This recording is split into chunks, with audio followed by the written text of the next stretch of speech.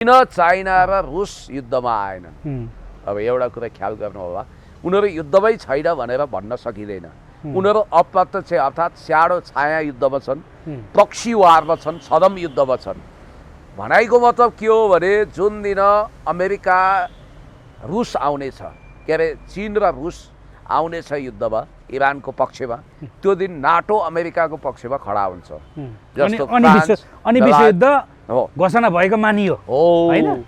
त्यसपछि औपचारिक रूपमा विश्वयुद्ध हुन्छ। यता पनि मुस्लिम वर्ल्ड यो एलआईमा भइहाल्छ, इरानको पक्षमा रुस चीनसँग खडा भइहाल्छ। उता उत्तर Korea democratic people's republic of Korea खडा भइहाल्छ। टर्की जो मिडल इस्टको एकदम शक्तिशाली देश हो, अटोमन साम्राज्यको अवशेष लिएर बसेको छ, रेसेप तैयब एर्दोगानले यसै पनि पश्चिमालाई घृणा गरिरहेका छन्, उनी आइहाल्छन्। यता जोर्डन, ओमान आदि इत्यादि देशहरू पनि जोडिहाल्छन्।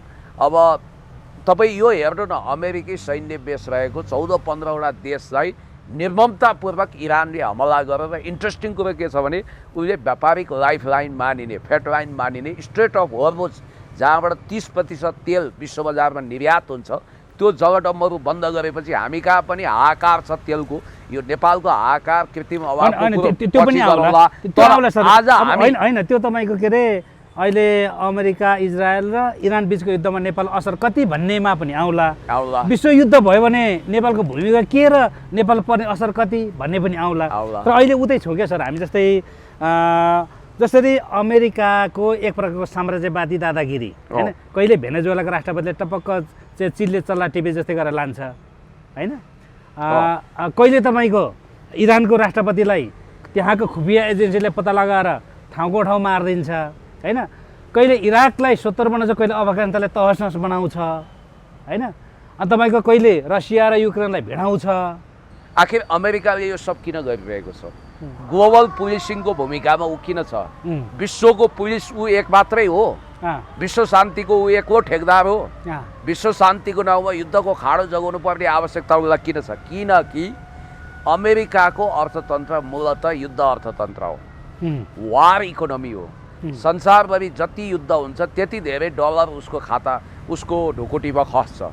हतियार त्यति धेरै बिक्री हुन्छ र संसारमा जति तनाव आयो, जातीय क्षेत्रीय वैश्विक लडाइँ जति चर्कियो, त्यति ऊ नाफामा हुन्छ भन्ने उसको घातक एनालाइसिस छ।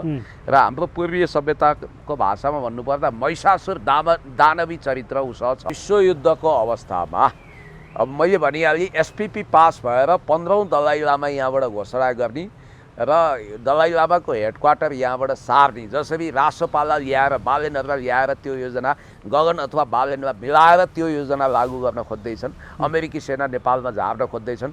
त्यो हुँदा चाहिँ विश्वयुद्धको एउटा हिस्सा चाहेर नचाहेर नेपाल हुन सक्थ्यो। जस्तो इरानले यहाँ सैन्य बेस क्याम्प अमेरिकाको थियो भने यहाँ पनि हान्न सक्थ्यो नि। भोलि चाइना लिबरेट गर्न अमेरिकी सेना यहाँ बसे भने चाइनाले हामीलाई माया गर्छ, चुम्माचाटी गर्छ। आइएए को प्रतिवेदन अनुसार कुन कुन देशसँग आणविक हतियार छ र के कति सङ्ख्यामा छ, अब हामी त्यसमा जान्छौँ। र यो एउटा इन्ट्रेस्टिङ फ्याक्ट पनि यहाँ आउँदैछ, म तपाईँलाई पढिबाजी सुनाउन चाहन्छु। विश्वमा कुन देशसँग कति आणविक हतियार छन् भन्ने एउटा तथ्य आएको छ। अब यो म पढिबाजी सुनाउँछु तपाईँलाई। जस्तो जब आणविक युद्धको खतराको कुरा आउँछ, यो वर्ष सन् 2017 भयङ्कर खतराको रूपमा खडा हुँदैछ भनेको यो 2017 को प्रतिवेदन है। त्यसपछि अपडेट हामी छैनौँ। विश्वको 2 सबैभन्दा ठुला आणविक हतियारधारी देशहरू अमेरिका र रुस बीचको सम्बन्ध तनावपूर्ण बन्दै जाँदा आणविक युद्धको खतरा बढिरहेको आभास हुन्छ। रुसले अमेरिकी राष्ट्रपति चुनावमा साइबर हमला मार्फत हस्तक्षेप गरेको तथा सिरियामा रासायनिक हतियार प्रयोग गरेको, रुसको हतियार प्रयोग गरेको विषयमा रुसको हात रहेको उसले जनाएको छ भन्दै उत्तर कोरिया समेत वासिङटनलाई तर्साउन सक्ने आणविक हतियार हाइड्रोजन बम निर्माणको नजिक पुगेको छ भनेर लेखाएको थियो। तर हाइड्रोजन बम परीक्षण भइसक्यो। अमेरिकी राष्ट्रपति डोनाल्ड ट्रम्पले अमेरिकी युद्धपोत तथा हतियारलाई आधुनिकीकरण गर्ने $1 ट्रिलियन को परियोजनालाई निरन्तरता दिएका छन्। उता रुसले पनि हतियार सुदृढीकरणको लागि आफ्नो बजेट विस्तार गरेको छ भन्दै कति हतियार छ भन्ने कुरोको लेखाजोखा गरेको छ। उत्तर कोरियामा ठ्याक्कै कति आणविक हतियार छ भन्ने कुरो एकिन तथ्याङ्क छैन, तर विश्वको अन्य देशमा कति आणविक हतियार छ भन्ने कुराको तथ्याङ्क एकिन छ।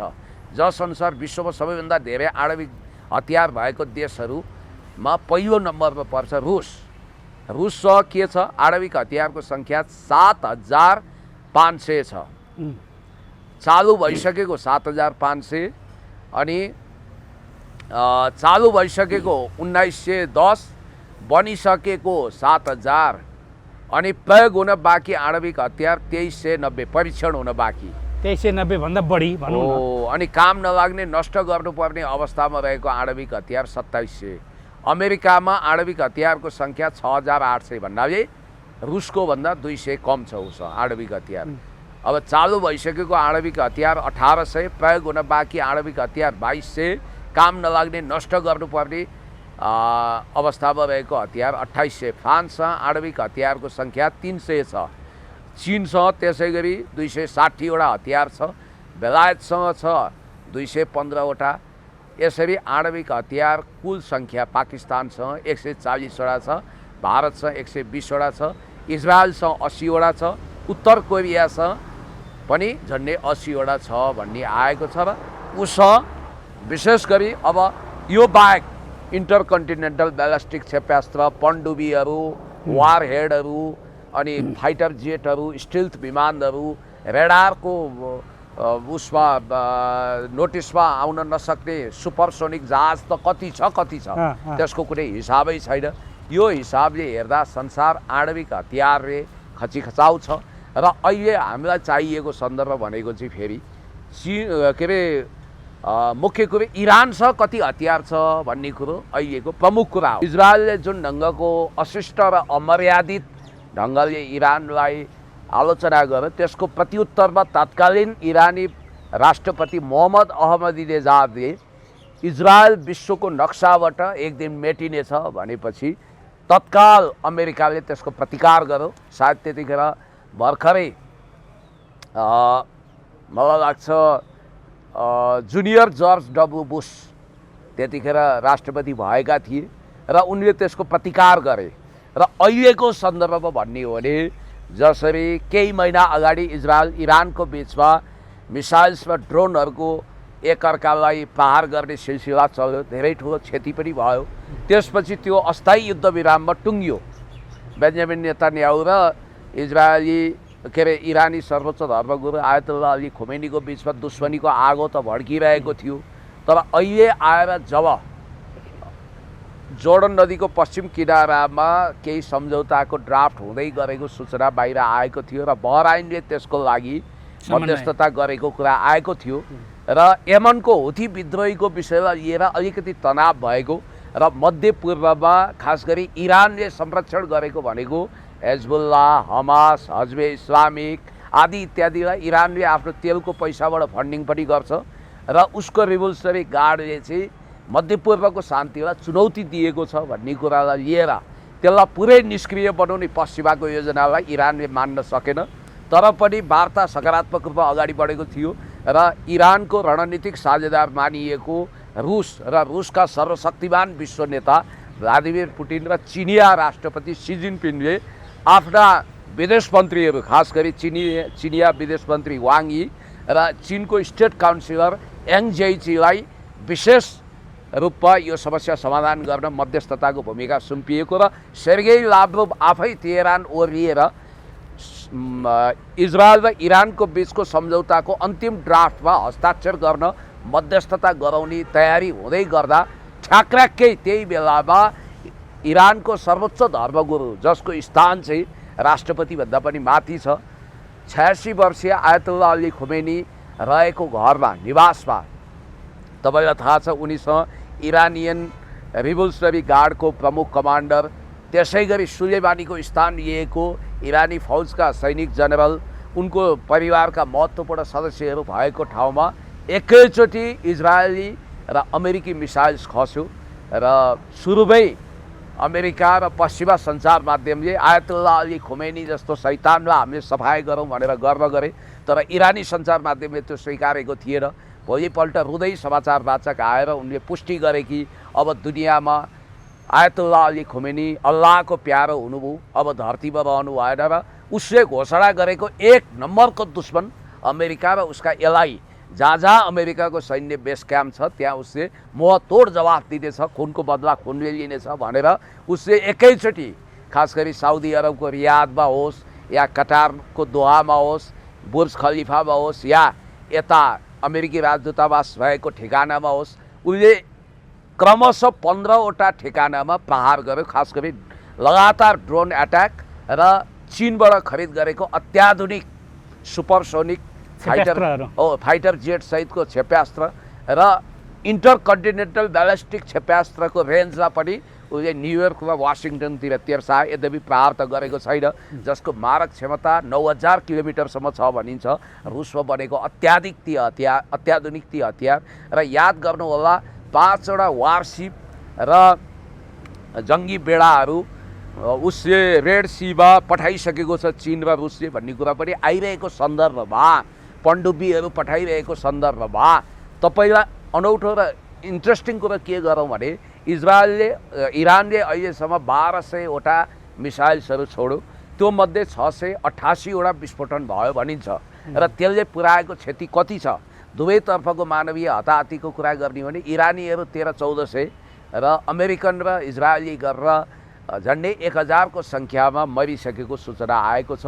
र यो बिचमा इरानी विदेश मन्त्रीसँग चिनिया विदेश मन्त्री वाङ यीले टेलिफोन वार्ता गर्नुभएको छ र चिनिया राष्ट्रपति सी जिनपिङ र रुसी राष्ट्रपति भ्लादिमिर पुटिनले शान्ति कायम गरौँ र युद्धमा नजाउँ भनेर आह्वान त गर्नुभएको छ। तर अनौठो कुरो के भने पश्चिमा सञ्चार माध्यमको अनुसार रुस र चीन सिधै युद्धमा त आएनन्, सिधै त कुदेनन्। जुन दिन उनीहरू सिधै युद्धमा कुद्नेछन् त्यो दिन वर्ल्ड वार 3 को।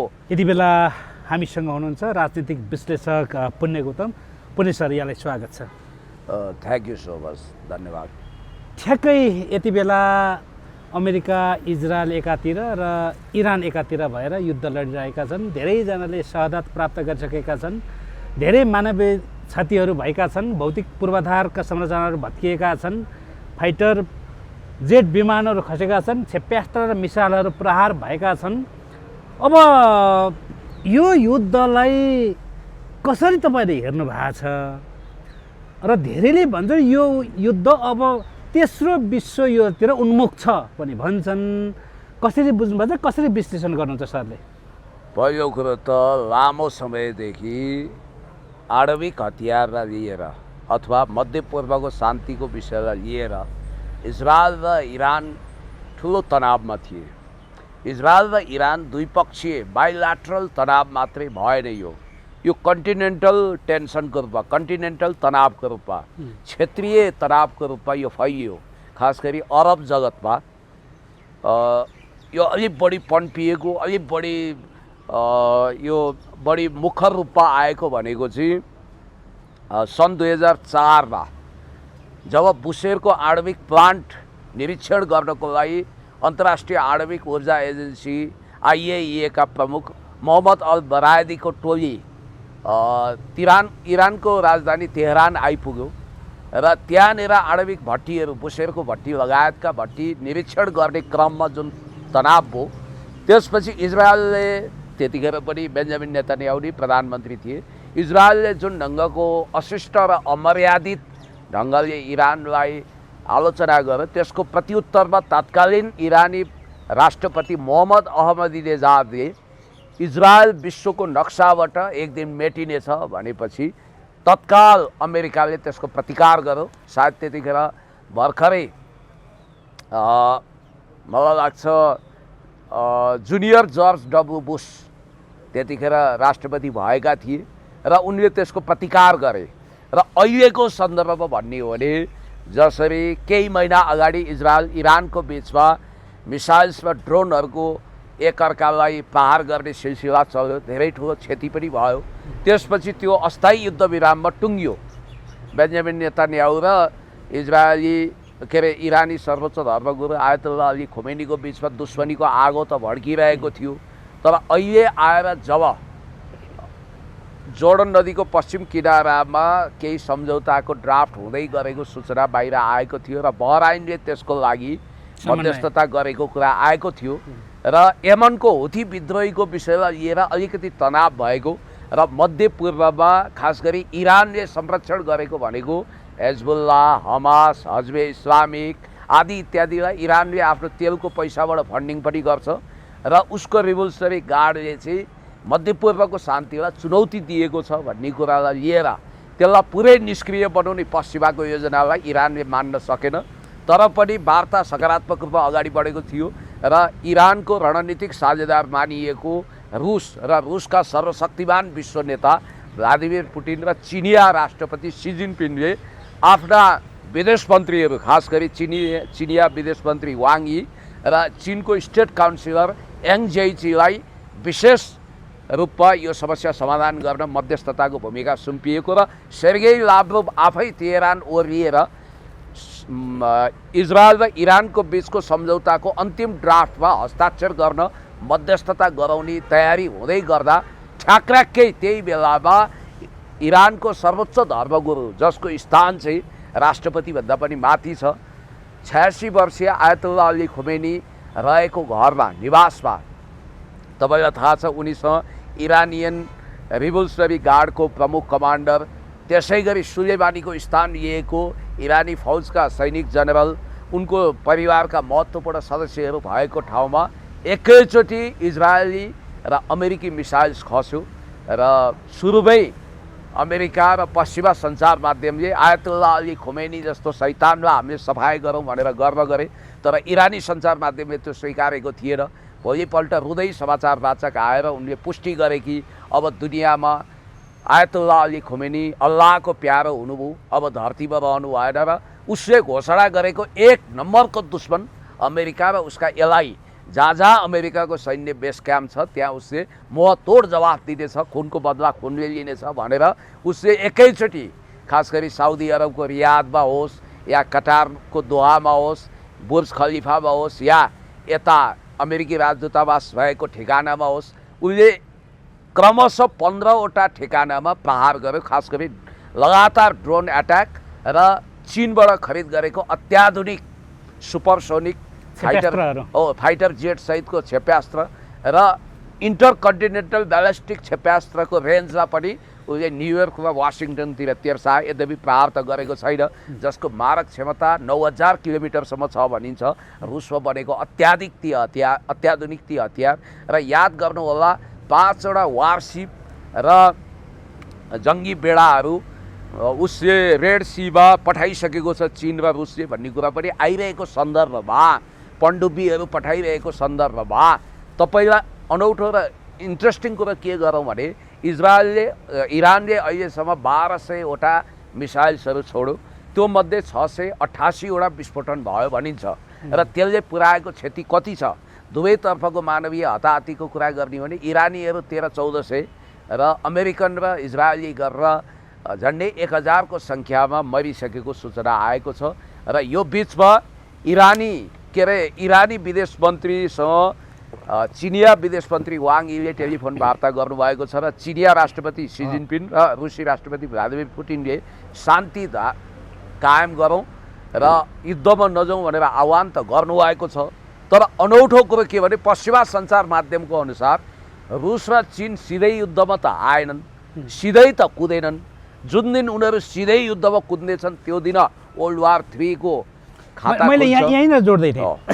जस्तै इरानको सबैभन्दा व्यापारिक साझेदारी राष्ट्र भनेर चिनिएका मित्र राष्ट्र चीन हैन, रसिया अब यो युद्धमा किन सामेल भएन, किन घुमाउरो जवाब दिइरहेका छन्, किन आलेटाली गरिरहेको छ भन्ने प्रश्न पनि उठ्छ के सर। अब धेरैले आशा गरेको थिए चीन चाहिँ प्रत्यक्ष युद्धमा संलग्न होला कि हुन्छ कि भनिराखेका थिए नि त।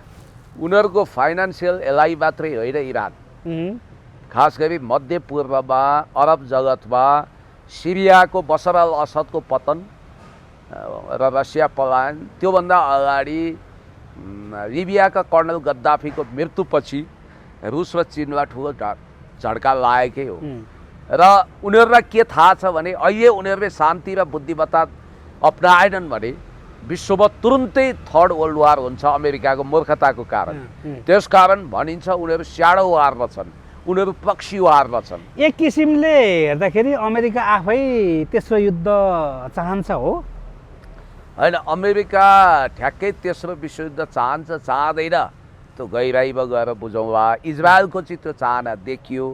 इजरायल कुन कुरोमा त्रस्त छ भने ऊ अमेरिकाको सहायतामा नाटोको सहायतामा, हुन त नाटो निष्क्रिय जस्तो भएको छ, नर्थ एटलान्टिक ट्रिटी अर्गनाइजेसन जस्तो स्पेन मार्फत युद्धका केही खजानाहरू तयार गर्ने, स्पेनलाई युद्धमा झोक्ने कुरामा अमेरिका असफल भएपछि स्पेन र अमेरिकाको पनि इतिहासमै सबभन्दा खराब कूटनीतिक सम्बन्ध चलिरहेको छ। अहिले स्पेनसँग पनि अलिकति तिक्तता बढ्दै गएको छ। उसले सबै खाले कूटनीतिक सम्बन्ध तोडेको छ र सम्भव छ स्पेनले अमेरिकी राजदूतलाई त्यस्तै पर्यो भने 24 वा 48 घन्टे पर्सना नन ग्राटा लगाएर अर्थात् कूटनीतिक नोटिस पठाएर उनलाई कूटनीतिक रूपमा असक्षम घोषणा गरेर जसरी भेनेजुएलाले अमेरिकाको राजदूतलाई खेदेको थियो त्यसै गरी स्पेनले अमेरिकी राजदूतलाई पर्सना नन ग्राटा लगाउन सक्ने सम्भावना पनि देखिन्छ र अमेरिकाले पनि स्पेनको राजदूतलाई पर्सना नन ग्राटा लगाउन सक्छ र इतिहासकै सबभन्दा खराब सम्बन्धबाट बार्सिलोना रहेको स्पेन र अमेरिकाको बिचमा तनाव चलेको छ र तपाईँले अघि भनेको कुरोको म उत्तरमा आउँछु। चाइना किन चाइना र रुस युद्धमा आएन? अब एउटा कुरा ख्याल गर्नु होला, उनीहरू युद्धमै छैन भनेर भन्न सकिँदैन। उनीहरू अप्रत्यक्ष अर्थात् स्याडो छाया युद्धमा छन्, प्रक्सी वारमा छन्, छदम युद्धमा छन्। भनाइको मतलब के हो भने जुन दिन अमेरिका रुस आउनेछ, के अरे चीन र रुस आउनेछ युद्धमा इरानको पक्षमा, त्यो दिन नाटो अमेरिकाको पक्षमा खडा हुन्छ। जस्तो अनि विश्वयुद्ध घोषणा भएको मानियो हैन? त्यसपछि औपचारिक रूपमा विश्वयुद्ध हुन्छ। यता पनि मुस्लिम वर्ल्ड यो एलआईमा भइहाल्छ, इरानको पक्षमा रुस चीनसँग खडा भइहाल्छ, उता उत्तर Korea democratic people's republic of Korea खडा भइहाल्छ, टर्की जो मिडल इस्टको एकदम शक्तिशाली देश हो, अटोमन साम्राज्यको अवशेष लिएर बसेको छ, रेसेप तैयब एर्दोगानले यसै पनि पश्चिमालाई घृणा गरिरहेका छन्, उनी आइहाल्छन्। यता जोर्डन, ओमान आदि इत्यादि देशहरू पनि जोडिहाल्छन्। अब तपाईँ यो हेर्नु न, अमेरिकी सैन्य बेस रहेको 14-15 वटा देशलाई निर्ममतापूर्वक इरानले हमला गरेर, इन्ट्रेस्टिङ कुरो के छ भने उसले व्यापारिक लाइफ लाइन मानिने, फेट लाइन मानिने स्ट्रेट अफ हर्मुज जहाँबाट 30% तेल विश्व बजारमा निर्यात हुन्छ, त्यो जगडम्बहरू बन्द गरेपछि हामी कहाँ पनि हाहाकार छ तेलको।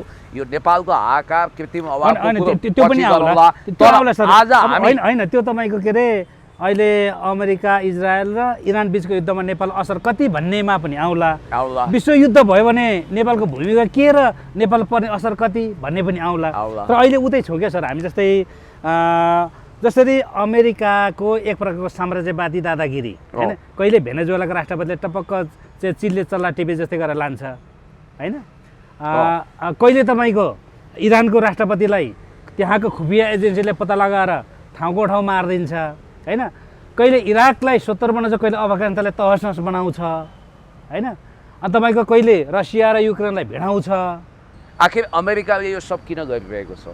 ग्लोबल पुलिसिङको भूमिकामा ऊ किन छ? विश्वको पुलिस ऊ एक मात्रै हो, विश्व शान्तिको ऊ एक्लो ठेकदार हो। विश्व शान्तिको नाउँमा युद्धको खाडो जगाउनु पर्ने आवश्यकता उसलाई किन छ? किनकि अमेरिकाको अर्थतन्त्र मूलतः युद्ध अर्थतन्त्र हो, वार इकोनोमी हो। संसारभरि जति युद्ध हुन्छ त्यति धेरै डलर उसको खाता, उसको ढुकुटीमा खस्छ, हतियार त्यति धेरै बिक्री हुन्छ र संसारमा जति तनाव आयो, जातीय क्षेत्रीय वैश्विक लडाइँ जति चर्कियो त्यति ऊ नाफामा हुन्छ भन्ने उसको घातक एनालाइसिस छ। र हाम्रो पूर्वीय सभ्यताको भाषामा भन्नुपर्दा महिषासुर दानवी चरित्र उसँग छ। अब हेर्नुहोस्, अमेरिका हाम्रो दौत्य सम्बन्ध कायम भएको, हामी संयुक्त राष्ट्रसङ्घको सदस्य 1955 मा भयौँ, त्यहाँदेखि नै अमेरिका र हाम्रो सुमधुर दौत्य सम्बन्ध छ।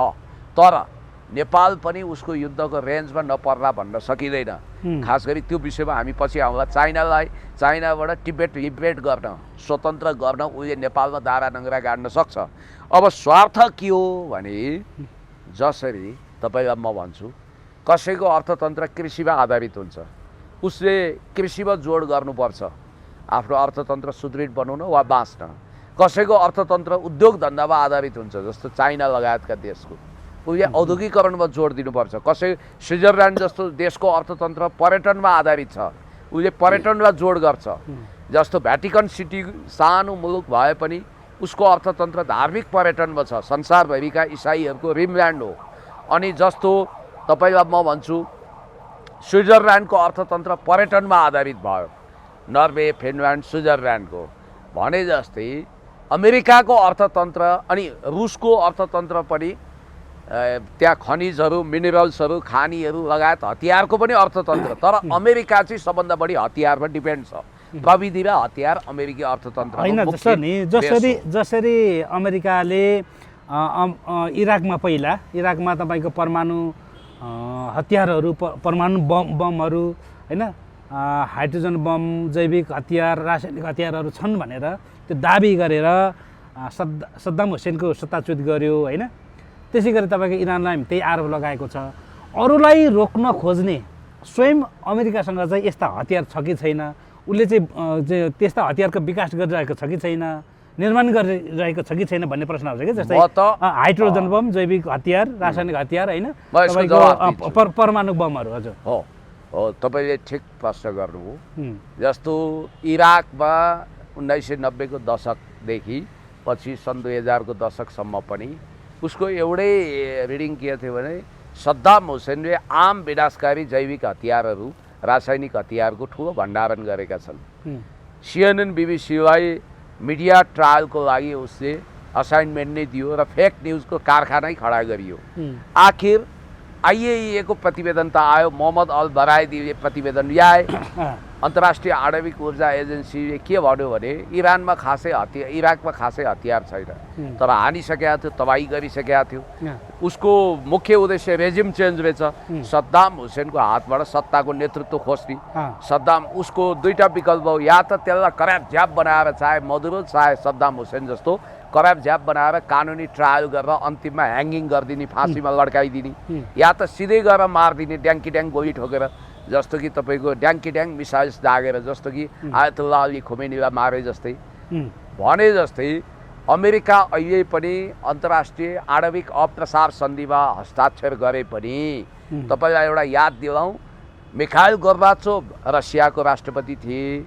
पछि उनले कम्युनिजमलाई धोका दिएर बर्लिनको पर्खाल ढाल्ने दुष्टताको भूमिका खेलेर सोभियत युनियन विघटन गर्ने नकारात्मक भूमिका खेलेको र कम्युनिजमलाई तिलाञ्जली दिएको हुनाले खुद कम्युनिस्ट पार्टीको महासचिव एवं रसियन राष्ट्रपति मिखाइल गोर्बाचोभलाई यिनीहरूले नोबेल पुरस्कार पनि दिए। तिनै मिखाइल गोर्बाचोभ र बुढा बुश, सिनियर बुश मिलेर 1985मा एउटा सन्धि गरेका छन्, START 2 अर्थात् स्ट्राटेजिक आर्म्स रिडक्सन ट्रिटी। भनेको चाहिँ अमेरिका र रुस विश्व शान्तिको पक्षमा छन्। यी दुवैले चाहिँ 2/3 हतियार रिडक्सन गर्नेछन्, अर्थात् 2/3 हतियार चाहिँ यिनीहरूले कमसेकम 1 दशकभित्र नष्ट गर्नेछन्।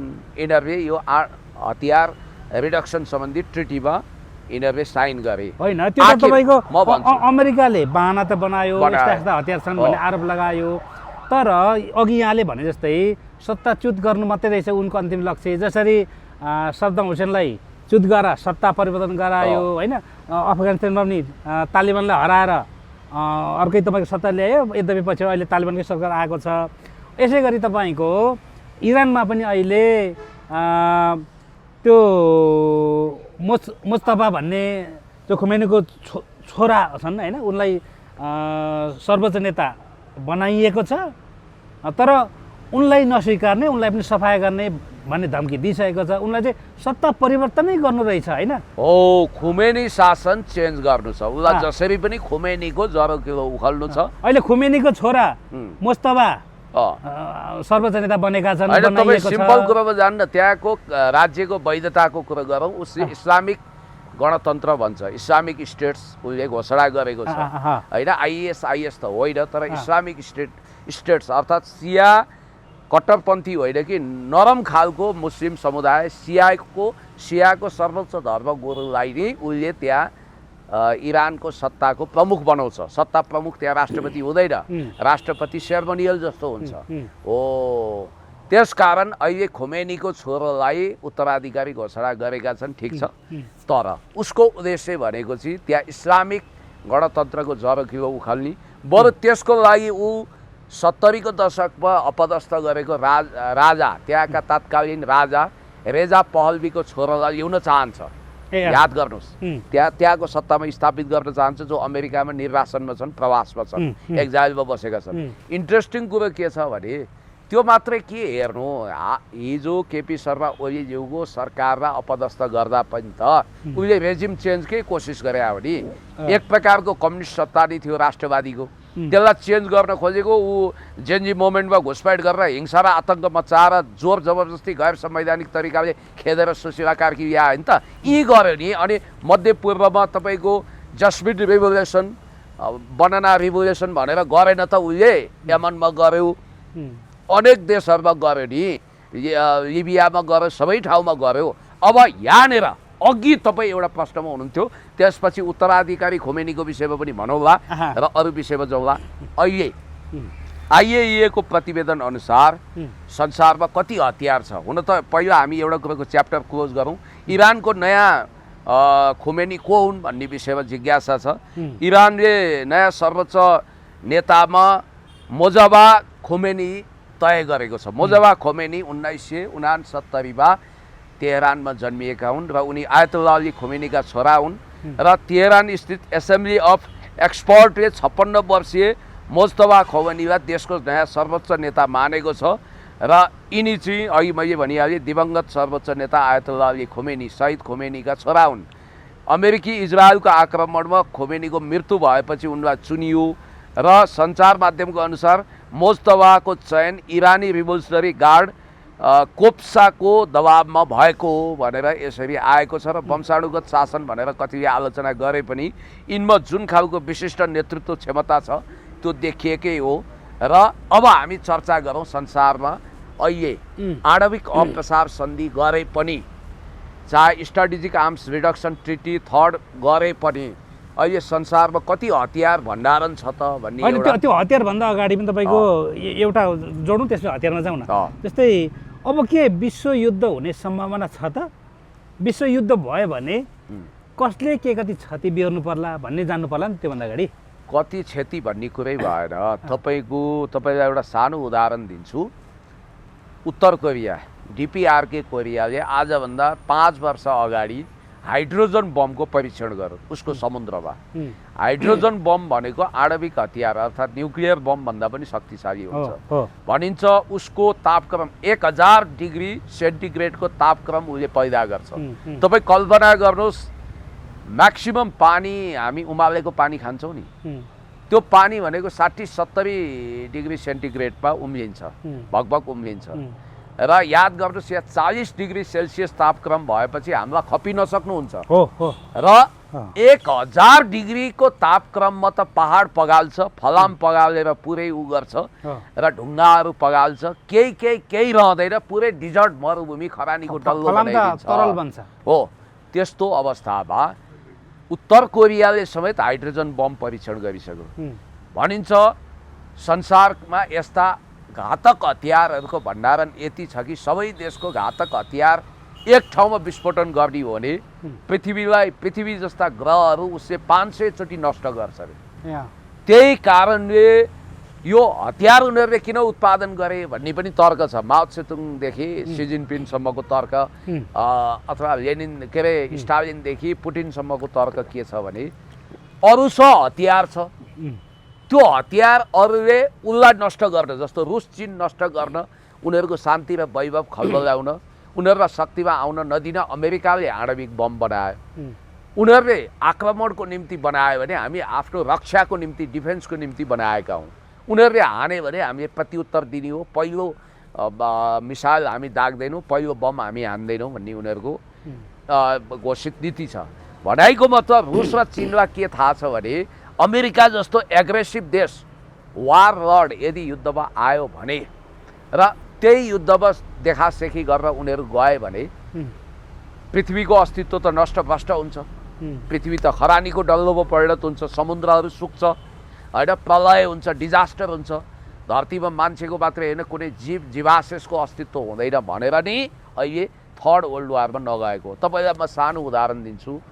जब द्वितीय विश्वयुद्ध थियो 1945मा जापानको नागासाकी र हिरोसिमामा लिटिल बोय र फ्याट म्यान नामक दुईवटा बम विस्फोट हुँदा त्यहाँको क्षतिको त्यो आणविक जबकि त्यतिखेरको टेक्नोलोजी अनुसारको सामान्य आणविक हतियार खस्दा अहिले पनि त्यो ठाउँ मरुभूमि छ र अहिले पनि रेडियो विकिरणको कारण त्यहाँ कयौँ मान्छे क्यान्सरग्रस्त छन् र त्यो ठाउँले फेरि पनि समृद्धिको दिशामा अगाडि बढ्न कयौँ वर्ष लगाउनु पर्यो मानवताको त्यत्रो ठुलो क्षति भयो भने अहिले त त्योभन्दा कयौँ सोफिस्टिकेटेड हतियारहरू छ र आइएइएको प्रतिवेदन अनुसार म अब संसारलाई नष्ट भ्रष्ट गर्न सक्ने त्यही भएर इरानसँग चाहिँ यस्तो हतियार छैन क्या र नि इरानसँग उसले आणविक हतियार प्राप्त गर्ने कोसिस गरिरहेको छ र उत्तर कोरिया चीनले सिधै नदिएर उत्तर कोरिया मार्फत रुसले सिधै नदिएर उत्तर कोरिया मार्फत अहिले उसले आणविक हतियार प्राप्त गरेको हुन सक्ने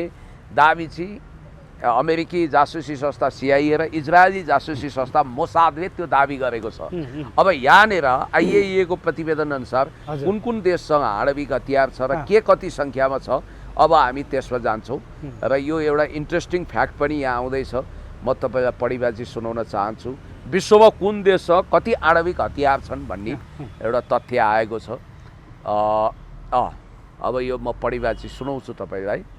जस्तो जब आणविक युद्धको खतराको कुरा आउँछ यो वर्ष सन् 2017 भयङ्कर खतराको रूपमा खडा हुँदैछ भनेको यो 2017को प्रतिवेदन है। त्यसपछि अपडेट हामी छैनौँ। विश्वको दुई सबैभन्दा ठुला आणविक हतियारधारी देशहरू अमेरिका र रुस बीचको सम्बन्ध तनावपूर्ण बन्दै जाँदा आणविक युद्धको खतरा बढिरहेको आभास हुन्छ। रुसले अमेरिकी राष्ट्रपति चुनावमा साइबर हमला मार्फत हस्तक्षेप गरेको तथा सिरियामा रासायनिक हतियार प्रयोग गरेको हतियार प्रयोग गरेको विषयमा रुसको हात रहेको उसले जनाएको छ भन्दै उत्तर कोरिया समेत वासिङटनलाई तर्साउन सक्ने आणविक हतियार हाइड्रोजन बम निर्माणको नजिक पुगेको छ भनेर लेखेको थियो। तर हाइड्रोजन बम परीक्षण भइसक्यो। अमेरिकी राष्ट्रपति डोनाल्ड ट्रम्पले अमेरिकी युद्धपोत तथा हतियारलाई आधुनिकीकरण गर्ने $1 ट्रिलियन को परियोजनालाई निरन्तरता दिएका छन्। उता रुसले पनि हतियार सुदृढीकरणको लागि आफ्नो बजेट विस्तार गरेको छ भन्दै कति हतियार छ भन्ने कुरोको लेखाजोखा गरेको छ। उत्तर कोरियामा ठ्याक्कै कति आणविक हतियार छ भन्ने कुरो यकिन तथ्याङ्क छैन। तर विश्वको अन्य देशमा कति आणविक हतियार छ भन्ने कुराको तथ्याङ्क यकिन छ। जसअनुसार विश्वमा सबैभन्दा धेरै आणविक हतियार भएको देशहरूमा पहिलो नम्बरमा पर्छ रुस। रुससँग के छ? आणविक हतियारको सङ्ख्या 7,500 छ। चालु भइसकेको 7,500 अनि चालु भइसकेको 1910, बनिसकेको 7,000 अनि प्रयोग हुन बाँकी आणविक हतियार 2,390 परीक्षण हुन बाँकी। 2,390 भन्दा बढी भनौँ न। अनि काम नलाग्ने नष्ट गर्नुपर्ने अवस्थामा रहेको आणविक हतियार 2,700। अमेरिकामा आणविक हतियारको सङ्ख्या 6,800 भन्नाले रुसको भन्दा 200 कम छ उसँग आणविक हतियार। अब चालु भइसकेको आणविक हतियार 1,800, प्रयोग हुन बाँकी आणविक हतियार 2,200, काम नलाग्ने नष्ट गर्नुपर्ने अवस्थामा रहेको हतियार 2,800। फ्रान्ससँग आणविक हतियारको सङ्ख्या 300 छ। चीनसँग त्यसै गरी 260वटा हतियार छ। बेलायतसँग छ 215वटा। यसरी आणविक हतियार कुल सङ्ख्या पाकिस्तानसँग 140वटा छ, भारतसँग 120वटा छ, इजरायलसँग 80वटा छ, उत्तर कोरियासँग पनि झन्डै 80वटा छ भन्ने आएको छ। र उसँग विशेष गरी अब यो बाहेक इन्टरकन्टिनेन्टल ब्यालिस्टिक क्षेपणास्त्र, पनडुब्बीहरू, वारहेडहरू अनि फाइटर जेटहरू, स्टिल्थ विमानहरू, रेडारको उसमा नोटिसमा आउन नसक्ने सुपरसोनिक जहाज त कति छ त्यसको कुनै हिसाबै छैन। यो हिसाबले हेर्दा संसार आणविक हतियारले खचिखचाउ छ।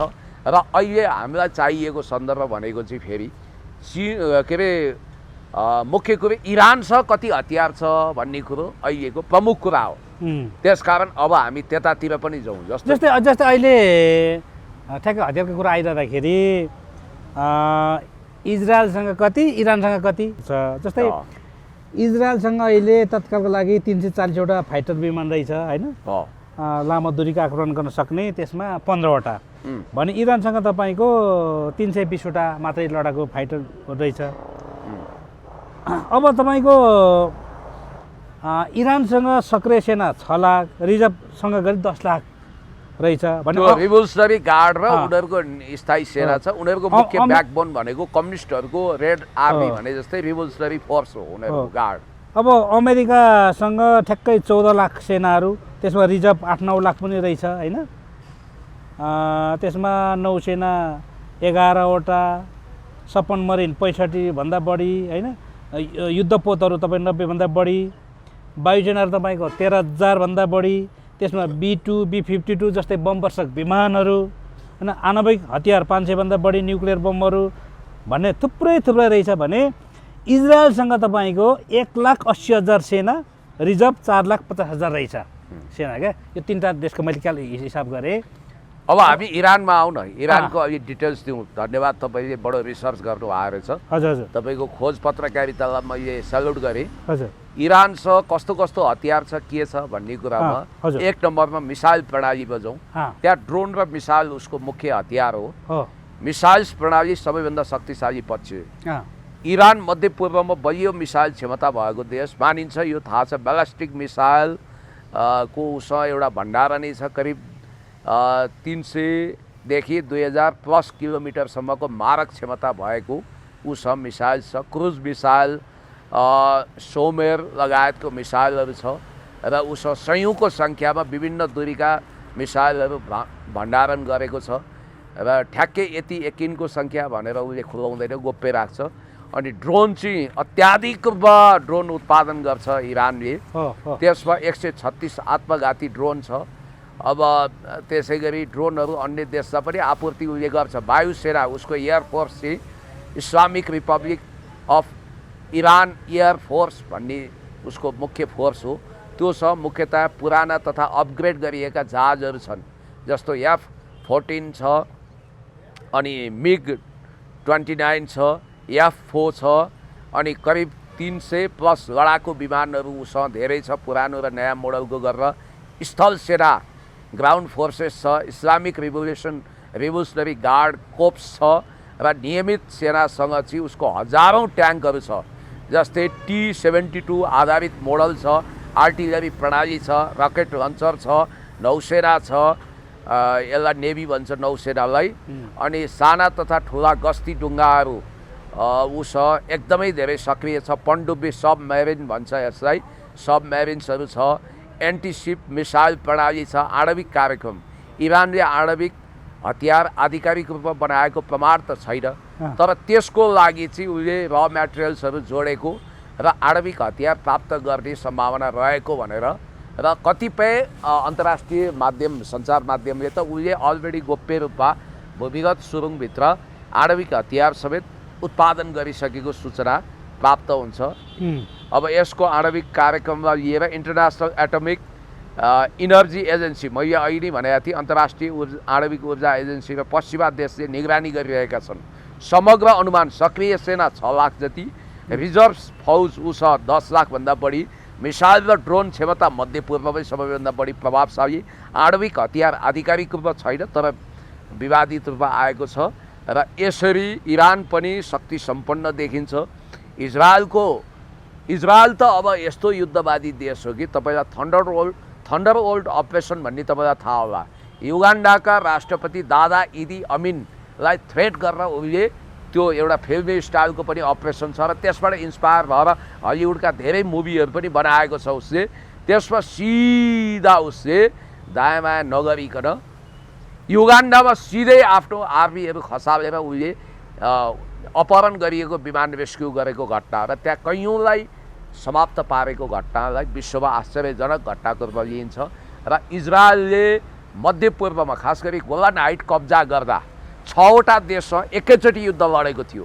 त्यतिखेर सिरियामा बसर अल असदको पिता हाफेज अल असद राष्ट्रपति थिए, लेबननको रफिक हरिरी थिए, सिरिया, लेबनन, जोर्डन लगायत यमन लगायत 6वटा देशसँग एकसाथ युद्ध लडेको थियो। तर अहिले मध्यपूर्वको चिरकालीन दुश्मन भनेको इजरायल भर्सेस इरान हो। इजरायलले इरानको अस्तित्व नष्ट गर्न चाहन्छ।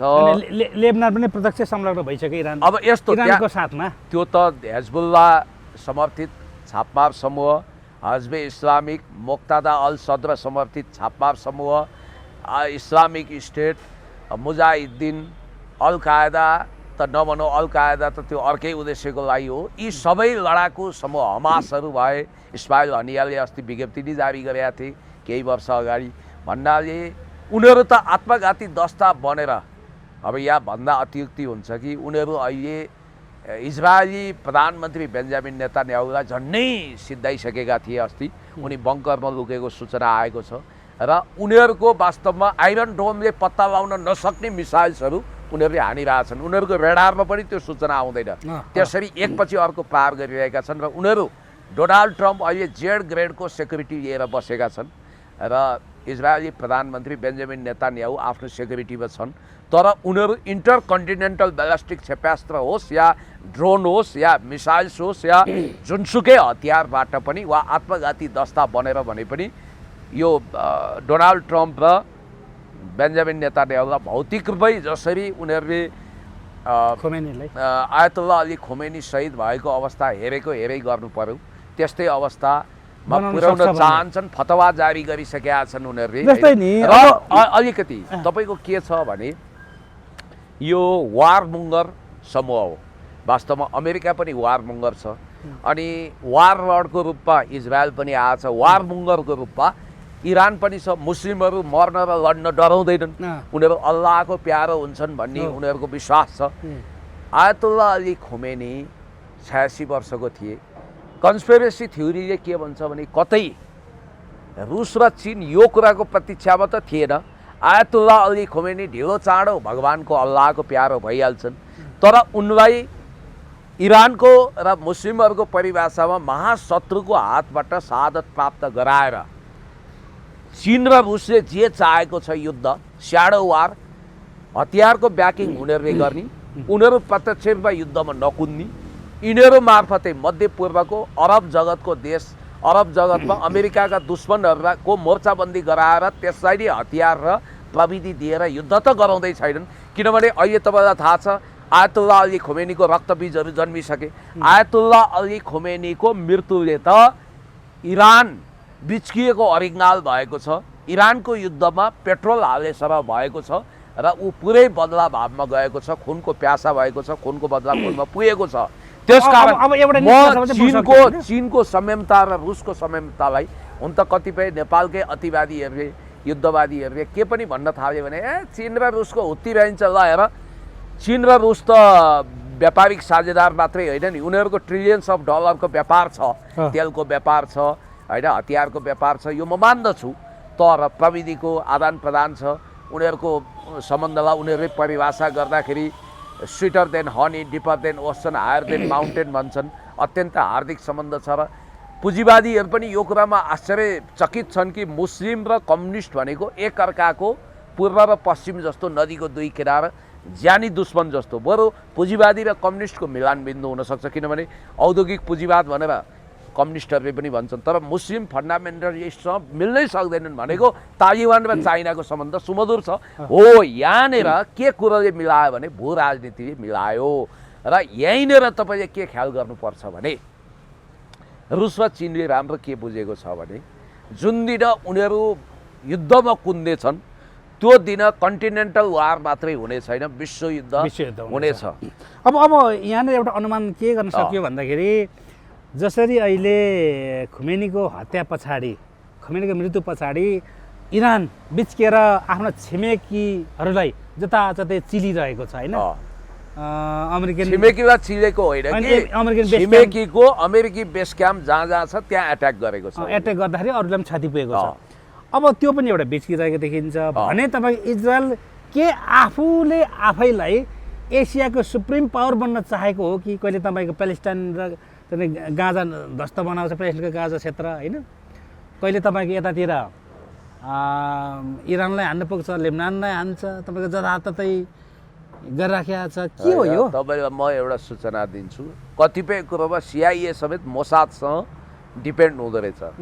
एबोटाबादमा तालिबानको आतङ्ककारी समूहका नायके बिन लादेन लुकेको सूचना मोसादले नै CIA लाई दिएको रहेछ। अनि बगदादको एउटा बङ्करमा, माकुरे जाल जस्तो बङ्करमा सद्दाम हुसेन जीवितै रहेको जानकारी पनि मोसादले दिएको थियो र अहिले सर्वोच्च धर्मगुरु आयतुल्लाह अली खुमेनी रहेको घरको ठेगाना पत्ता लगाउन उसले बिलियन्स अफ डलर खर्च गरेको रहेछ भन्नाले उसको सूचना सञ्जाल सबभन्दा तगडा इजरायलको भनेको सूचना सञ्जाल हो। र अर्को कुरो म तपाईँलाई भन्छु, एबट्टाबादमा रहेको तालिबानको नेता, तालिबानको मुखिया नाइके बिन लादेनलाई एक्सन गरेर ड्रोन एट्याकबाट मारिसकेपछि उसको हौसला सातौँ आसमानमा पुगेर इजरायल भनेको उसको सिधा नीति छ। इजरायल भनेको ज्युजहरूको रिमल्यान्ड खोज्दै, सेकेन्ड वर्ल्ड वारमा हिटलरले हायतोवा बनाए, यहुदी भनिन्छ नेपालीमा, अनि अङ्ग्रेजीमा ज्युज भनिन्छ। अमेरिकी अर्थतन्त्रको मोर देन 45% हिस्सा नै ज्युजले ओगट्छ र त्यो ज्युज यति एलिट छ कि उसले रेजिम चेन्जसम्मको हैसियत राख्छ। अमेरिकामा पनि उसले चाहेको राष्ट्रपति छान्न सक्छ, त्यतिसम्म पहुँचमा औकात राख्छ। र 1948मा जब बलात् इजरायल भन्ने देश स्थापना गरियो, त्यो इजरायल भन्ने देश स्थापना गर्दा प्यालेस्टाइनलाई धुजा बनाइएको छ। प्यालेस्टाइनका नेता यासिर अराफात कति रोएका थिए अन्तिम वर्षहरूमा, यो हिसाब किताब आँकडा त हामीलाई थाहा छ। हो, इजरायल जब स्थापना भयो, पवित्र यहुदीहरूको रिमल्यान्डको रूपमा इजरायल स्थापना हुँदा पहिलो राष्ट्रपतिको अफर नोबेल पुरस्कार प्राप्त थ्योरी अफ रिलेटिभिटी प्रतिपादन गर्ने महान वैज्ञानिक अल्बर्ट आइन्स्टाइनलाई गरिएको थियो, जो वास्तवमा हिटलरबाट पनि सफलर थिए। उनले सिधा भनिदिए, म रगतले कोरेको, रगतले बनाएको राज्य इजरायलको राष्ट्रपति हुन योग्य छैन भनिदिएर उनी टकटकिए र मोनाखिम बोखिम भन्ने एकजना व्यक्तिलाई त्यहाँ राष्ट्रपति, संस्थापक राष्ट्रपति बनाइयो। हो, यहीँनिर तपाईँले एउटा कुरा के ख्याल गर्नुपर्छ भने इजरायलको इतिहासै रक्तरञ्जित छ। इतिहासमा सायदै त्यस्ता वर्षहरू होलान् जुन वर्ष इजरायलले कुनै सानोतिनो युद्ध लडेको छैन। त्यस्ता धेरै युद्धहरू उसले लडेको छ र उसको एउटा दृष्टिकोणै के छ भने जति युद्ध लडिन्छ त्यति पावरफुल हुन्छ भन्ने उसको छ। त्यसकारण ऊ एक्लै पनि लडिरहेको देखिन्छ, तर एक्लै होइन, उसको साथमा नाटो छ, North Atlantic Treaty Organization. America त ब्याकबोन भइगयो। अमेरिका जसरी उत्तर कोरिया चीनको लागि जति स्ट्राटेजिक महत्त्वको छ त्यति महत्त्व इजरायलको लागि, अमेरिकाको लागि इजरायल। अब के कन्क्लुजनमा विश्वयुद्ध हुने सम्भावना बढेकै हो कि विश्वयुद्ध हुँदैन? ठ्याक्कै विश्वयुद्ध नहोस् भनेर त चीन र रुसले संयमता त्यो कामना त संयमता त छ। राजकुमार मारिएको विषयमा, राजकुमार पनि किन मारिए? एकजना युवतीको लफडाले गर्दा राजकुमार मारिए। त्यो तनावले गर्दा कुदाकुद भयो, फर्स्ट वर्ल्ड वार भयो। लेनिनले त्यसलाई बहुत दुर्भाग्यपूर्ण भनेका छन्। फर्स्ट वर्ल्ड वार 1914मा हुँदाखेरि, 1914देखि 17 भयो, त्यसले रसियन क्रान्ति पनि निश्चित गर्यो, रुसबाट जारशाही हटायो र फर्स्ट वर्ल्ड वारले ब्रिटिस हेजिमोनी, ब्रिटिस त इस्ट इन्डिया कम्पनी बनाएर यहीँ भारतमा आएको थियो, नेपालकोमा किल्ला गाड्न सकेन, भारतलाई नै उपनिवेश बनाएको थियो। कहिल्यै नअस्ताउने सूर्य भनिन्थ्यो ब्रिटिस इम्पायरलाई, ब्रिटिस साम्राज्यलाई। फर्स्ट वर्ल्ड वारले ब्रिटिसहरूको हेजिमोनी सिन्डिकेट तोडिदियो। अब त्यसपछि महाशक्तिशाली भएर जर्मन लगायतको इम्पायर उदायो र जर्मन साम्राज्य अमेरिका समेत हायतोवा भएको थियो जर्मनसँग, बेलायत, अमेरिका। अब बेलायतको बुद्धिमान प्रधानमन्त्री विन्स्टन चर्चिल, अमेरिकाको राष्ट्रपति रुजवेल्ट र रुसका तत्कालीन सर्वशक्तिमान कम्युनिस्ट नेता एवं राष्ट्रपति स्टालिन बसेर अहिले युक्रेनमा भएको ग्रीष्मकालीन बङ्गलामा बसेर उनीहरूले एउटा सम्झौता गरेका थिए र त्यही सम्झौता अन्तर्गत उनीहरूले लिग अफ नेसन्स स्थापना गरेका थिए। उनीहरूले स्थापना गरेको कालान्तरमा 1941मा स्थापना गरेको लिग अफ नेसन्स नै पछि संयुक्त राष्ट्रसङ्घ भयो र त्यो लिग अफ नेसन्सको सदस्य त्यतिखेर को थिए भने अमेरिका, रुस, चीन, बेलायत, फ्रान्स हो। भिटो पावरयुक्त 5 स्थायी सदस्य राष्ट्र भने यिनै हुन् लिग अफ नेसन्सका सदस्यहरू। अब एक्सिस अफ इभिल र धुरी राष्ट्र भनिन्थ्यो, त्यसलाई काउन्टर दिने एक्सिस अफ इभिल भनेको चाहिँ यो जर्मनको एलाईहरू भयो, जापान लगायतको, होइन, इटली, जापान लगायतका देशहरू उसको एलाई थिए र यता विचार नमिले पनि कम्युनिस्ट राष्ट्र सोभियत युनियन, तत्कालीन अहिलेको रुस, तत्कालीन सोभियत सङ्घ र अमेरिका, बेलायत, यो चाहिँ तपाईँको छुट्टै लिग अफ नेसन्सको राष्ट्र थियो र सेकेन्ड वर्ल्ड वारले हिटलरलाई धुलो चटाएर जर्मन साम्राज्यवादलाई छिया बनाइदियो। जर्मन इम्पायर ध्वस्त हो। इतिहासमा रहेको चाहे प्राचीन रोम साम्राज्य भनौँ, चिनिया साम्राज्य भनौँ, हजारौँ वर्षसम्म रहेको साम्राज्य, चाहे अटोमन साम्राज्य भनौँ, टर्कीको कमाल आर्कतुकले स्थापित गरेको, चाहे ग्रिक साम्राज्य भनौँ, ती सबै मिथक जस्ता थिए। र हामीले देखेको अर्को साम्राज्य, तपाईँ हामीले भोगेको साम्राज्य भने अमेरिकी साम्राज्य हो। यो चाहिँ तपाईँको जब 1948मा युद्ध सिद्धियो, त्यसपछि इजरायल पनि यिनीहरूले स्थापना गरे। अब फेरि दुईवटा देशको बिचमा ध्रुवीकरण भयो। एउटा सोभियत धुरीको समाजवादी शिविर, अर्को चाहिँ अमेरिकी धुरीको पुँजीवादी शिविर। यहाँनिर शक्ति ध्रुवीकरण भएर वास्तवमा भन्ने हो भने बाइपोलार ग्लोबल अर्डर जस्तो भयो त्यतिखेर। अनि जब सोभियत युनियनको पतन भयो 1990 को दशकमा मिखाइल गोर्बाचोभको कारण र रुस बन्यो, टुक्रा टुक्रा भयो, बाल्टिक गणराज्यहरू, लाटभिया, इस्टोनिया आदि इत्यादि देशहरूमा विभाजित भयो होइन। युक्रेन पनि त्यही बेलामा टुक्रियो। हो त्यो मौका पाएर 1990 को दशकमा एक छत्र रूपमा युनिपोलार ग्लोबल अर्डरको मालिक भयो अमेरिका। फेरि सन् 2005 पछि मल्टिपोलार ग्लोबल अर्डरको रूपमा सोशलिस्ट मोड अफ प्रोडक्सन सहित चीन र रुस मिलेर मुस्लिम वर्ल्डलाई पनि त्यसमा कन्भर्ट गरेर मल्टिपोलार ग्लोबल अर्डरमा गयो। र त्यही कारण अमेरिका अहिले ठुलो टेन्सनमा छ। आफ्नो साम्राज्य गुम्ने भयो। अब तृतीय विश्वयुद्ध हुँदाखेरि अमेरिकी वैश्विक वर्चस्व, ग्लोबल डोमिनेसन समाप्त भएर, हेजिमोनी समाप्त भएर, यहाँ अमेरिकी एकजना दलाल छ नि स्वर्णिम वाग्ले, उसले बेला बेलामा भन्छ नि नव मुनरोवादी डक्ट्रिनमा फर्किनुपर्छ, मोदीलाई चाहिँ नयाँ मुनरो मान्नुपर्छ। ज्याक मुनरो जसले अमेरिकी साम्राज्यवादको छाता मुनि सेकेन्ड वर्ल्ड वार पछि युरोपलाई राखेका थिए होइन। त्यसै गरी हेर्नुहोस् है, मार्शल प्लानको नाउँमा उसकै योजना अनुसार उसले विकास निर्माण गर्ने काम गर्थ्यो। उसका एलआईहरूलाई अहिले जसरी एमसिसीमा अनुदान दियो, एसपिपीमा दिने नाटक गर्दैछ। उसले स्ट्राटेजिक एलायन्सको पार्टनरहरू, स्ट्राटेजिक पार्टनर बनाउन यो गर्यो। अब अहिले के गरिदिए, ब्रिक्स मार्फत वर्ल्ड ब्याङ्कको अल्टरनेटिभमा उनीहरूले एउटा संस्था जन्माए। साङ्घाई कोअपरेसन अर्गनाइजेसनमा उनीहरूले वास्तवमा संयुक्त राष्ट्रसङ्घको अल्टरनेटिभमा नयाँ वैश्विक संस्था बनाउँदैछन्।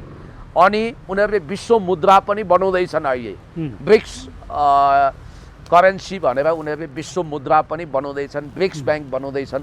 यसरी अहिले उनीहरू शान्तिपूर्ण रूपमा विश्वको नयाँ विश्व ध्रुव बनाउन चाहन्छन्, नयाँ ग्लोबल अर्डर, नयाँ विश्व व्यवस्था निर्माण गर्न चाहन्छन्। म एकदम महत्त्वपूर्ण पोइन्टमा आउँदैछु। उनीहरू चाहिँ अमेरिकालाई तर्साएर, अमेरिकालाई झुकाएर, बिना रक्तपात, बिना युद्ध, उनीहरूलाई थाहा छ अबको तृतीय विश्वयुद्धले नयाँ विश्व व्यवस्था बनाउने हो कि विश्वलाई खरानीको डल्लोमा परिणत गर्ने हो। अबको युद्धले संसारको अस्तित्व नष्ट भ्रष्ट गर्न सक्छ, समुद्रहरू सुकाउन सक्छ, पहाडहरू खरानी बनाउन सक्छ, विश्वलाई खरानीको डल्लो बनाउन सक्छ, विश्वबाट जीवात्मा, चराचर जगत, मानव जगतको अस्तित्व समाप्त गर्न सक्छ भनेर उनीहरू तृतीय विश्वयुद्धको लागि तयार छैनन्। तर अब उनीहरू यो कुरामा होसियार छन् कि पावर ब्यालेन्स गरेर उनीहरू नयाँ विश्व व्यवस्था कायम गर्न चाहन्छन्। तर दुर्भाग्यको कुरो भन्दैछु, अमेरिका आफै चीन वा रुसमाथि आयो भने नि त्यो दिन चाहिँ विश्वयुद्ध सुरु हुन्छ। अब यदि कथन कदाचित विश्वयुद्ध भइहालेमा नेपाललाई कस्तो असर पर्ला? जसरी अहिले यो खाडी देशहरूमा युद्ध भइरहँदाखेरि अथवा इरानमा युद्ध भइरहँदाखेरि त्यताबाट हामीले इम्पोर्ट गर्ने जस्तै पेट्रोलियम पदार्थहरू होइन, जस्ता ग्यासहरूले नेपालमा प्रत्यक्ष अप्रत्यक्ष असर पुगिरहेकै छ होइन। अब विश्वयुद्ध नै भयो भने नेपालले कस्तो दुर्दशा भोग्नुपर्ने हो कि होइन, कस्तो असर पर्ने हो कि असरै पर्दैन कि के छ तपाईँ? होइन, विश्वयुद्धको अवस्थामा अब मैले भनिहालेँ एसपिपी पास भएर 15औं दलाई लामा यहाँबाट घोषणा गर्ने र दलाई लामाको हेडक्वार्टर यहाँबाट सार्ने, जसरी रासोपालाई ल्याएर बालेनहरूलाई ल्याएर त्यो योजना गगन अथवा बालेनलाई मिलाएर त्यो योजना लागू गर्न खोज्दैछन्। अमेरिकी सेना नेपालमा झार्न खोज्दैछन्। त्यो हुँदा चाहिँ विश्वयुद्धको एउटा हिस्सा चाहेर नचाहेर नेपाल हुन सक्थ्यो। जस्तो इरानले यहाँ सैन्य बेस क्याम्प अमेरिकाको थियो भने यहाँ पनि हान्न सक्थ्यो नि। भोलि चाइना लिबरेट गर्न अमेरिकी सेना यहाँ बस्यो भने चाइनाले हामीलाई माया गर्छ, चुम्बाचाटी गर्छ, गर्दैन नि उसको। किनभने तपाईँको अब इजरायलले के अरे इरानले इजरायललाई हानिरहेको छ अहिले, जसको चाहिँ 1500-1600 किलोमिटर दूरी पर्छ भने नेपाल तेहरानदेखि काठमाडौँको दूरी भनेको लगभग 3000 किलोमिटरको दूरीमा छ। यति त तपाईँको हान्न सक्छ होइन। म तपाईँलाई सामान्य उदाहरण दिन्छु। कस्तो प्रकृतिको विश्वयुद्ध यसमा भर पर्छ। एउटा घातक विश्वयुद्धको कुरा गरौँ। अब जस्तो दुईवटा ग्याङस्टार भिड्दा पनि, ग्याङ फाइट हुँदा पनि उनीहरू हातले अब मुक्का वर्षाउने गरी ग्याङ फाइट गरेका छन् भने पाचक पुचुक होला, दाँतसात झर्दा, नाकसाक तोडिएला, मान्छे त मरिहाल्दैन होला, एकाध मान्छे घाइते, 2-4 जना घाइते होलान्, 10-8 जना घाइते होलान्। जब उसले रड प्रयोग गर्छ, जब छड प्रयोग गर्छ, जब खुकुरी प्रयोग गर्छ, मान्छे मर्नु अनिवार्य छ। हो, कस्तो प्रकारको घातक हतियार सहितको, लिथल वेपन सहितको अथवा आणविक हतियार सहितको, अझ हाइड्रोजन हतियार सहितको युद्ध भयो भने के हुन्छ? नरहे बास नबज्यो बाँसुरी। युद्धकर्ता पनि खरानीमा जान्छन्, पृथ्वी पनि नष्ट हुन्छ, हामी सबै यो धरतीको अस्तित्वै हुँदैन। त्यसपछि नरहे बाँस नबज्यो बाँसुरी, न प्रकृति हुन्छ, न चराचर जगत हुन्छ, अनि जिरोबाट पृथ्वीको सृष्टि सुरु गर्नुपर्ने अवस्था हुन्छ। भनिन्छ पृथ्वीमा यस्ता डिजास्टरहरू, मानव केन्द्रित डिजास्टर वा प्रकृतिले आफैले निम्ताएको, जस्तो डाइनोसर अन्त्य हुँदाखेरि करोडौँ वर्ष अगाडि यस्तै कुनै प्राकृतिक प्रलय भएको थियो, त्यो छुट्टै। अब मानवीय प्रलयको श्रृङ्खला हुन्छ भनिन्छ। अब तपाईँको त्यो युद्ध भनेको स्काई वार, आकाशबाट गरिने, जलमार्गबाट गरिने, स्थलमार्गबाट गरिने त्यो घातक किसिमको युद्धले पृथ्वीको अस्तित्व खरानी बनाइदिन्छ। त्यो सिद्धिको त्यसपछि के गर्ने? महँगी बढ्छ कि भ्रष्टाचार हुन्छ कि, यो कुरा छोडिदिनुहोस् होइन। कति मान्छे बच्छन्, कति मर्छन्, त्यो छुट्टै। अर्को इन्टरकन्टिनेन्टल ब्यालिस्टिक क्षेपास्त्र सहितको आणविक ठेगानाहरूमा अथवा अझ भन्नुहोस् सैन्य रणनीतिक ठेगानाहरूमा हुने युद्धहरू, त्यसले चाहिँ के गर्छ भने अपार जनधनको क्षति गराउँछ। जस्तो हिरोसिमा र नागासाकी जस्तो बस्ती बस्ती सखाप गर्छ र पृथ्वीमा करोडौँ मानिसको हत्या हुन्छ, लाख होइन करोडौँ। त्यसमा अब नेपाल पनि जानेर नजानेर जोडिन सक्छ, किनभने विश्वयुद्ध हुँदा भारत पनि सामेल हुन्छ। भारत र नेपाल अब या त सिमानामा झन्डा हल्लाएर त हुँदैन, जानेर नजानेर। अब फेरि मूर्खहरूलाई शासनमा ल्याइँदैछ, भू राजनीति नबुझ्ने, असंलग्न परराष्ट्रिय नीति, पञ्चशीलता नबुझ्ने कुख्यात मूर्खहरू नेपालको शासनमा आएर विदेशी सेना नेपालमा उतार्ने, स्पेसली अमेरिकी पपेटहरू रवि लामिछाने र बालेन शाह जस्तालाई नेपालको सत्तामा स्थापित गर्ने बित्तिकै त नेपाल युद्धमा जोडिहाल्यो, भू राजनीतिक चपेटामा परिहाल्यो। यो तानातानमा दुई ढुङ्गा बिचको तरुल कचाक्कै भयो जस्तो नेपालको अवस्था हुनसक्छ। अर्को चाहिँ टग अफ वार स्तरको विश्वयुद्ध, आवधिक रूपमा एकले अर्कालाई ठोकाठोक गर्ने, केही लाख मान्छे मर्ने, त्यसपछि तुरुन्तै शान्ति सम्झौतामा जाने। तर सम्भावना के देख्छु भने साँच्चै विश्वयुद्ध भयो भने पृथ्वी नै नष्ट गर्ने गरी विश्वयुद्ध नगर्लान्, मेरो अनुमान है। अब एकदम सन्की डोनाल्ड ट्रम्प जस्तो भइदियो भने त्यो बेग्लै कुरा हो होइन, उही रहिदियो भने उसमा पनि विवेक होला। तर अब जस्तो अमेरिकाले आणविक हतियार छोड्यो भने रुस चुप लाएर बस्छ, एउटाले हाइड्रोजन बम प्रयोग गर्यो भने अर्को चुप लाएर बस्छ। तपाईँले उत्तर कोरियालाई सम्हाल्न सक्नुहुन्छ, पाकिस्तानलाई सम्हाल्न सक्नुहुन्छ भने जस्तै लिथल वेपन सहितको आणविक युद्ध भयो, हाइड्रोजन युद्ध भयो भने पृथ्वी सिद्धिको तबाह भयो। आणविक पनि, आणविकले पृथ्वी नै खरानी त एकैचोटि नबनाउला, सबै आणविक बम त पड्किँदैनन्। हाइड्रोजन बम प्रयोग भयो भने चाहिँ पृथ्वी नष्टै हुन्छ। अघि मैले परिकल्पना गरेको विश्व नै तपाईँको डाइनोसर युगमा फर्किने त्यो अवस्था आउन सक्छ। अर्को इन्टरकन्टिनेन्टल ब्यालिस्टिक क्षेपास्त्र सहित एकाध आणविक हतियार सहितको युद्ध भयो भने केही करोड मान्छे पृथ्वीमा मर्छन्। अर्को चाहिँ केही लाख मान्छे सहित फेरि नयाँ ग्लोबल अर्डर। मलाई लाग्छ यो तेस्रो विकल्पको युद्ध हुन्छ। अमेरिकाको ठेगानामा सिधै प्रहार गर्छन्, अमेरिकाले पनि प्रहार गर्छ। केही लाख मान्छेहरूको हताहती भएपछि अमेरिकाले सरेन्डर गर्छ, सरेन्डर गरेपछि अनि विश्व व्यवस्था नयाँ किसिमले अगाडि जान्छ जस्तो मलाई लाग्छ। र नेपालमा पनि यी दलालहरू यी अपराधीहरू देशघातीहरू लुसिफरहरू त्यतिखेर खरानी मुनि वा पानी मुनि जानेछन्। हस्, थ्याङ्क यू सर। धेरै धेरै धन्यवाद। Thank you.